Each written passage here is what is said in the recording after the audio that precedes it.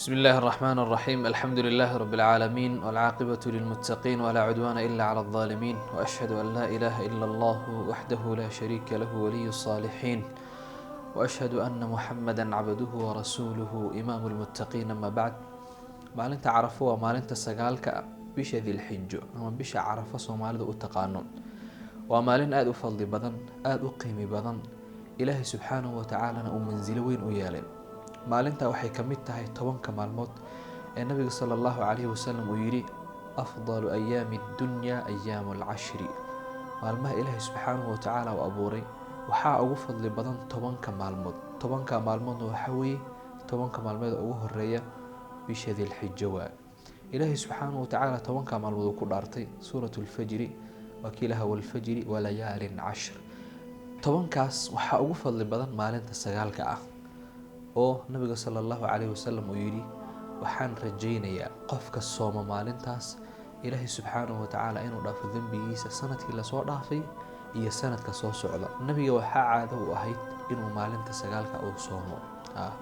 ki xadiidka nabiga sallallahu alayhi wasallam saxaabada markay ka hadlayeen ay dhaheen kaana rasuulullaahi sallallahu alayhi wasallam yasuumu yawma at-taasi' wuxuu soomi jiray maalinta sagaalaad wal caashuraa iyo 10ka bisha muharram. labada maalmood iyo ayaamul bidadka intaba nabiga sallallahu alayhi wasallam waa uu soomi jiray.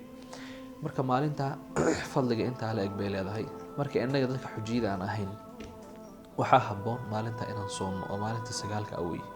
marka maalintaas in la soomo ayaa sunna ah, waajib ma ah. maalinta sagaalaad markay dhamaato oo galabka qofka muslimku uu afuro, habeenka tobnaad waa habeenkii ciida.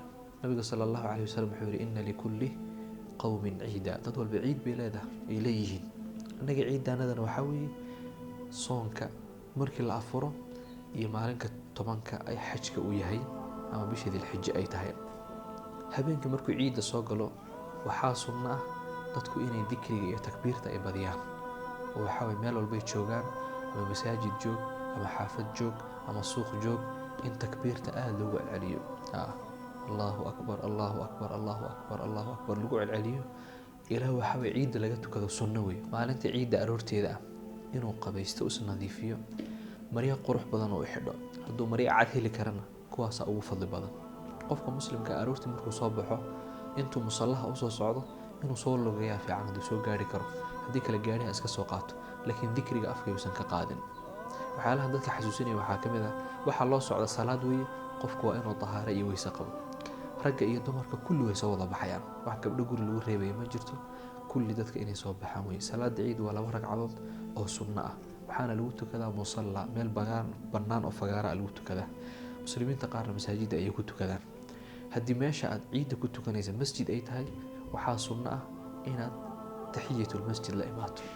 hadii meeshu banaan tahayna nabiga sallallahu alayhi wasallam meesha banaanka markuu ku tukanayay ciida horteedna salaad ma tukanin, gadaasheedna salaad ma tukanin. qofka muslimka ah imaamka istaagaya ee salaada tujinaya waa inuu ku daydo, uu niyoodo 2 ragcadood oo salaada ciida ah.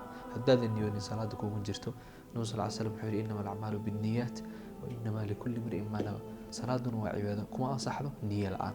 dadka muslimiinta maalmaha ciida waa maalmo farax, waa maalmo waxa way lagu talagalay farxaan, laakiin waxa lagu farxay wax mubaax inuu ahaado oo banaan. waxyaalaha mubaaxaadka qofka muslimka inuu isticmaalo, laakiin arrimaha xaaraanta intuu iska ilaalin karo inuu iska ilaaliyo, intuu ku dadaali karo ka dadaalo. maalmaha ciida maalmo dhikrina uu ka dhigo, ilaahay subxaanahu wa ta'aala xuso. sallallahu alayhi wa sallam Muhammad wa alihi wa sahbihi wasallam.